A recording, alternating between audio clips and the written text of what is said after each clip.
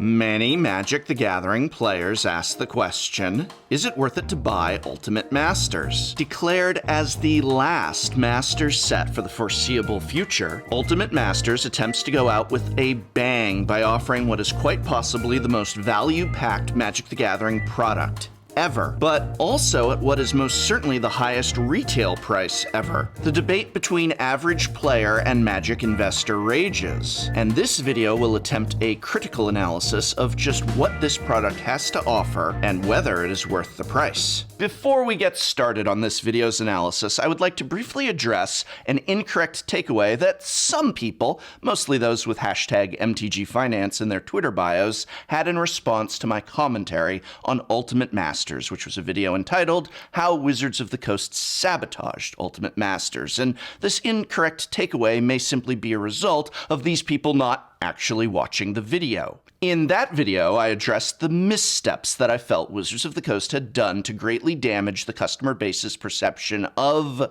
and reaction to Ultimate Masters, namely the incredibly high MSRP, charging extra for box toppers, saying the product isn't for everyone, etc., etc. The video did not, as some accused me of, say Ultimate Masters was garbage or an otherwise badly designed set. In fact, I literally said in the video that the set already looked amazing, that I had confidence that this might actually be the best Masters set ever, and that the full art and box toppers were things I was super excited over, although their implementation was also flawed. You see, it is possible to make an amazing product and botch the presentation of that product, such as cooking an excellent filet mignon steak and then serving it to your customer on a trash can lid. This does not mean the steak was a terrible cut or even improperly cooked. It simply means that it was presented to that customer in a way that decreased their appetite instead of increasing it.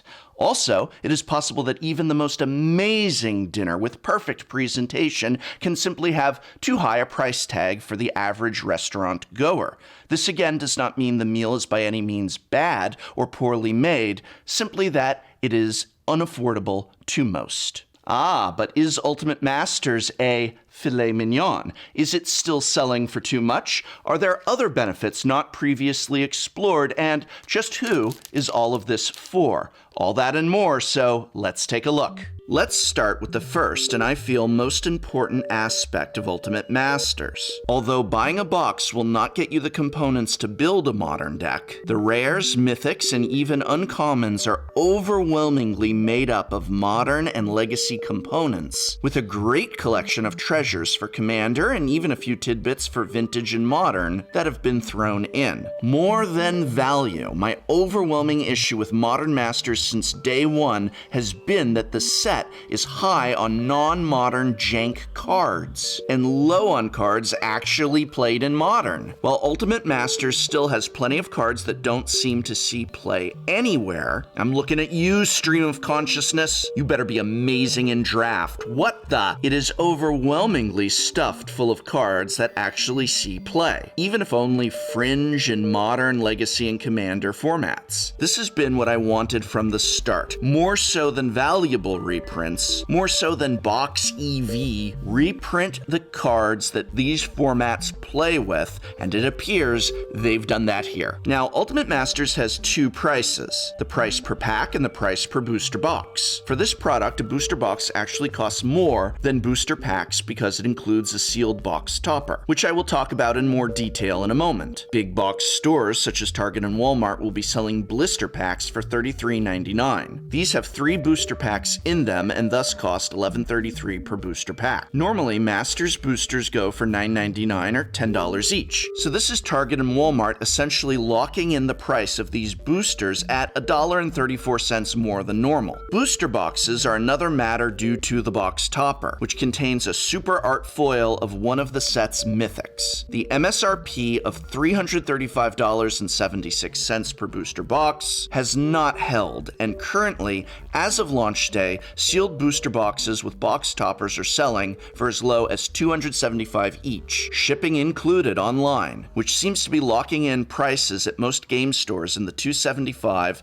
to $300 area. Now, at $275 each divided by 24 packs, we get a price of $11.45. And that comes with the box topper, by the way. Keep those numbers in mind as we discuss just where these cards are played and what they are currently worth. Starting with the 20 Mythics, 16 of them are currently selling individually for more than $11.45 each, with the remaining 4 not at $1, but $9.99, $8.99, $7.99, and $5.99 respectively. What's more, the value on most of those 16 is far in excess of $11.45 because, well, just look at these cards. Liliana of the Veil, she's still at 60 after dropping just from the announced reprint, and she's played in tons of modern decks and even Legacy, as is Karn Liberated, also a $60 card, because, well, it's played in Modern and Legacy. Cavern of Souls, $50, Modern and Legacy. Snapcaster Mage, $50, Modern and Legacy. Tarmogoyf, this price will drop, and wow, it has, $44,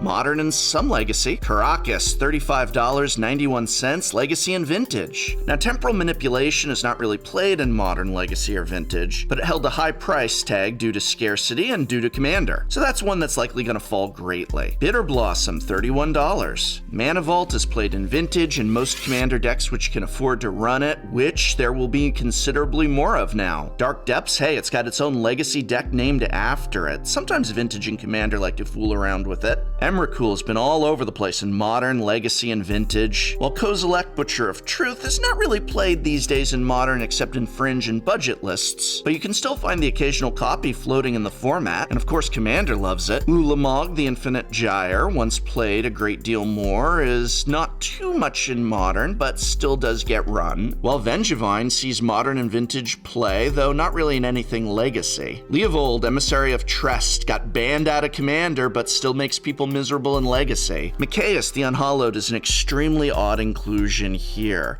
Not played in Modern or Legacy, but it's a Commander favorite and still a $13 card. And speaking of Commanders, Sigarda, Host of Herons, is absolutely a favorite of that format, and a nightmare for most. Sigarda finds her ways into some Fringe Modern decks. Platinum Empyrean is going to be run in some Scape Shift lists, so again, this is a card that sees some Modern play, and of course Commander. Lord of Extinction and Balefire Dragon, these two are played nowhere save maybe Commander, and they are selling for well under the price of a pack, with nowhere to go but down. They are the true dud mythics of this set. Honestly, I don't know why these two were included or included at Mythic, but nonetheless, when you look at this purely from a building standpoint, 17 out of 20 Mythics are played in Modern, Legacy, Vintage, or extremely in Commander, with the remaining 3 still seeing Commander play. Compare this to previous Master sets loaded with cheap Mythics, from feel-bads like Comet Storm to World Gorger Dragon, to the 28-cent channel of iconic Masters, to the physical embodiment of getting socks for Christmas, Tree of Redemption. When the dud Mythic of this set is selling for $7.99 at launch, that sure beats a 28-cent channel. Among the rares, Noble Hierarch, played in Modern, Legacy, Vintage, Commander, it's $50 each for this rare. Engineered Explosives, just under $40, another card from Modern and Legacy. I'm so glad they didn't upshift the rarity on these. Demonic Tutor, I can't believe this card has gotten to over $30 before this reprint. That's probably because Vintage loves it so much, and yeah, so does Commander. Back to Basics has dropped down to $30, and it's going to continue going down, which is great news for this Legacy mainstay that was in desperate need of reprinting. Ancient Tomb, at about $25 each, sees Legacy and Vintage play, and of course just about every Commander deck wants one. Celestial Colonnade was another that desperately needed a reprint for Modern. At one point this was over $50. Phyrexian Tower is another Legacy run card that I'm so happy I can finally afford for a Commander deck. Phyrexian Altar sees some Fringe Legacy play and is bonkers good in Commander. Look at how we go down this list and it's just Modern cards, Legacy cards, Modern cards, Legacy cards. cards.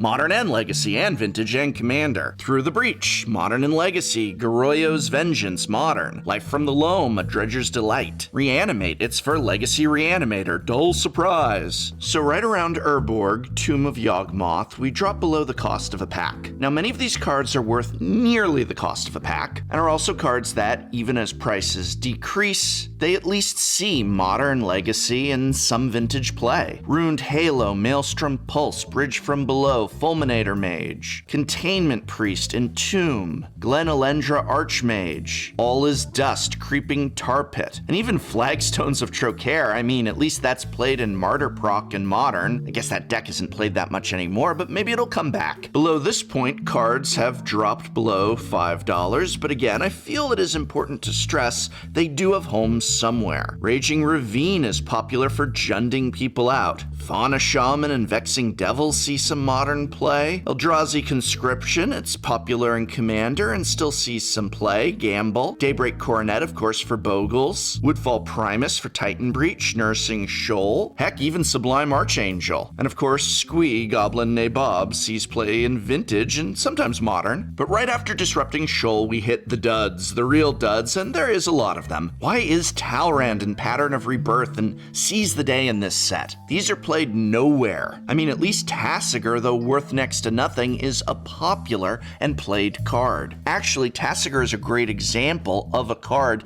that you should seek out when you need to have a low EV, I guess, but you still want to put something in there that people are going to use. Nonetheless, I've never seen a set like this. Not looking at value, again, just looking at whether these cards have homes somewhere in the spectrum of Modern, Legacy, and Vintage and Commander, and the vast majority of this list is included. This more than anything makes a great argument against the outrageous MSRP, because these prices have and are continuing to fall fast. EV has declined and is going to decline below that MSRP. So while this is an extraordinary collection of much needed reprints of cards that see play, I still am not convinced it warrants such a dramatic increase in MSRP. Out of 73 rares and mythics, 29 are worth more than the cost of a pack, at $11.45 each. And again, when we say $11.45, that's the cost per pack if you buy a booster box at your local game store with the box topper. 29 out of 73 is a marked improvement. Though again, I would argue not so extraordinary as to warrant that MSRP, but compared to Modern Masters 2017, which only had 15 rares and mythics out of 68 total that were worth more than $9.99 each. Modern Masters 2015 had 23 out of 68, as did Eternal Masters. Iconic only had 18, and Masters 25 only had 17. So Modern Masters 2015 and Eternal Masters had 23 out of 68,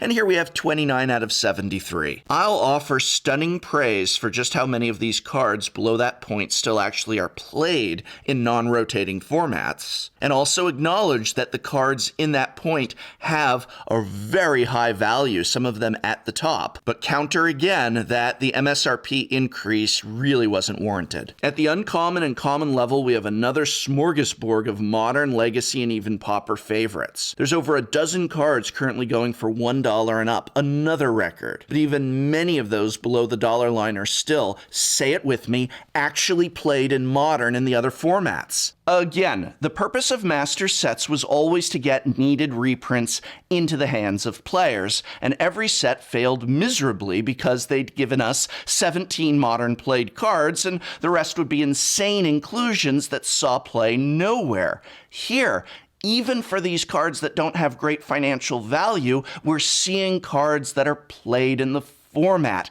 and there's even more being given our way. The box topper included inside booster boxes is an extreme value, although there's several potential duds that were unfortunately included as the box topper. This packet contains essentially a Master's Masterpiece, a super art foil of one of the cards from the set. At first, this seems an overwhelming, incredible treasure bonus. The prices on the box topper foils are extraordinarily high compared to their non-foil counterparts, and even their foil counterparts. counterparts. As Magic players, we love to bling out our cubes, our commander decks, some of us even our modern and legacy decks. We're that special kind of freaked out maniac, and we are why these are worth so much money. That is why box toppers were essentially given a surcharge by making the booster boxes more expensive than individual packs at Walmart and Target. This is one of the biggest missteps I feel that was done. The toppers should have been free inclusions, meaning a booster box of 24 packs at your local game store should have been the same as 24 packs at Target or Walmart, but instead, because of the box topper, it was designed to be more expensive to shop at your LGS. Luckily, the market has mostly adjusted, although it is disturbing that once again, local game stores may have gotten the short end of the stick. Some issues with the Super Art cards is that these are not true Super Art with extra full card art, but rather they have stretched images. There's no additional art, in other words, on Creeping Tar Pit's masterpiece than on the original Creeping Tar Pit. The image has just been stretched out. Ideally, these would have included additional artwork running to the edge of the card. Packaging issues have also suggested some box toppers may be damaged in transport, and many videos have been posted showing the potential to even see inside a box topper to determine which card it is. Nonetheless, these are an incredible addition and perk, and with boxes selling again for as low as $275 per, and that's with the topper, Ultimate Masters appears to be a set that lives up to its name. So, they finally put the cards that people play with in the booster packs that people buy. But then they decided this needed to have a higher price tag. Does the expected value of these make these boxes worth it, even at MSRP? Yes, actually. But just because something is a sound financial investment doesn't mean I can afford it. And as with all Magic products, it doesn't mean there is no risk. At the end of the day, Magic the Gathering is a game. It is meant to be played. I will maintain the position it is possible, even when there is excellent value, to simply expect too high a price. This product has sold and sold well already, but that doesn't mean it's sold to everyone. Final conclusion. Ultimate Masters is without a doubt the greatest Masters set ever made, by far. It is excellence incarnate in terms of card inclusions, design, providing needed reprints for formats from Modern to Legacy to Commander. Grade in isolation of price, just as a Masters set, A+. This is what Master sets should have been since the very start. Sadly, price affects grade, and knowing they made such an amazing product, the company decided a higher MSRP was in order. The market has thankfully adjusted, and a wide variety of price tags now exist, but price does affect grade. There were opportunities to snap this up at $240 to $250 a box, and if you did so, that's the solid A+. $275 is not bad at B+. $300, it's a C+.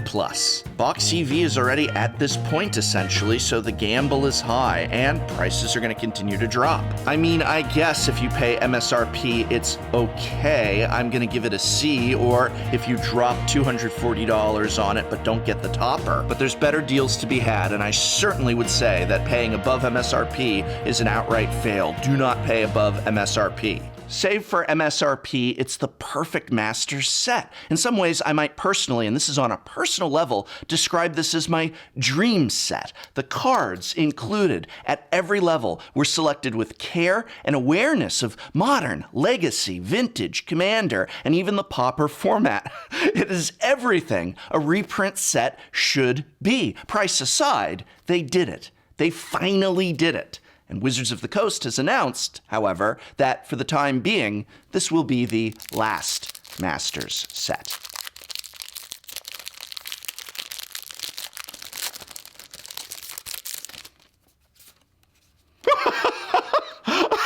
Whoa!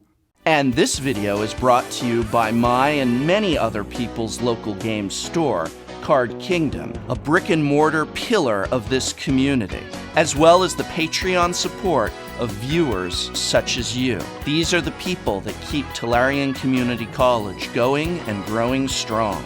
So thank you.